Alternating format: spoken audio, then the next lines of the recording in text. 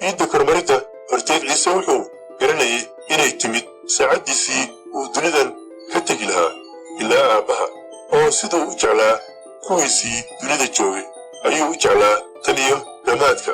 ibliiska ayaa markii hore qalbiga yudas iskariyood inasima geliyey inuu ciise gacan geliyo oo wakhtiga cashada ciise oo garanaya in aabbuu wax walba gacanta u geliyey iyo inuu ilaah ka yimid oo ilaah ku noqonayo ayuu cashadii ka kacay oo dharkii iska dhigay tuwaalna wuu qaatay oo guntaday markaasuu biyo weel ku shubay oo bilaabay inuu xertiisa cagaa u maydho oo ku tirtiro tuwaalkii uu guntanaa.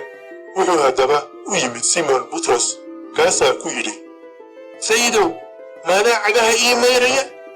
markaasaa ciise u jawaabay oo ku yidhi waxaan samaynayaa garan maysid iminka laakiinse dabadeed waad garan doontaa. butros ayaa ku yidhi maya weligaa cagaha ii mayri maysid. ciise wuxuu ugu jawaabay haddaanan ku maydhin qayb iguma lihi. markaasaa simon butros ku yidhi sayidow cagaha keliya ha ii mayrin laakiin gacmaha iyo madaxana ii maydh. ciise ayaa ku yidhi kii meedhni uma baahna inuu maydho cagihiisa mooyaane laakiin waa wada nadiifsan yahay. idinkuna waa nadiifsan tihiin laakiin dhammaantiin ma aha. waayo wuu garanayay kii gacan gelin lahaa sidaa daraaddeed ayuu u yidhi dhammaantiin ma wada nadiifsanidiin. haddaba markuu cagihii u maydhay iyagii oo dharkiisa qaatay oo haddana fadhiistay markaasuu ku yidhi ma garanaysaan waxaan idinku sameeyey? waxaad iigu yeedhaan macallin iyo sayid waadna ku hagaagsan tihiin waayo waan ahay. haddaba haddaan cagaha idiin maydhay anigoo ah sayidkii macallinka idinkuna waa inaad cagaha isu maydhaan. waxaan idin siiyey masaal inaad samaysaan sidaan idinku sameeyey. runtii waxaan idinku leeyahay addoon kama weyna sayidkiis mid la soo dirayna kama weyno kii soo diray. haddaad waxyaalahan garanaysaan waad barakaysan tihiin haddaad yeeshaan. dhammaantiin ka hadli maayo waan garanayaa kuwaan doortay laakiin qarniinka leh kan kibisteeda cunaaya cidhibtiisii qaaday waa inuu ahaado.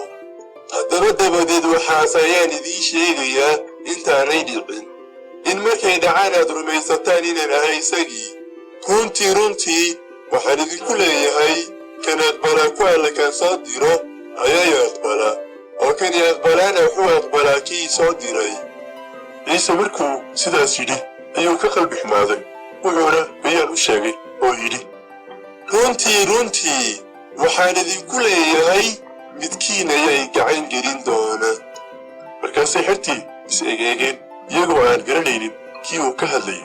waxaa joogay oo laabta ciise ku tiirsanaa xertiisa midkood oo uu ciise jeclaa.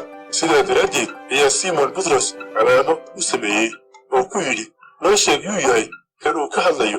isagoo sidii ugu tiirsan laabta ciise ayuu ku yidhi sayidow waa kuma? markaasaa ciise ugu jawaabay waa kii aan koosaarta u dari doono oo aan siin doono. haddaba markuu koosaarta u daray ayuu qaaday oo siiyey yudas iskariyood ina simon.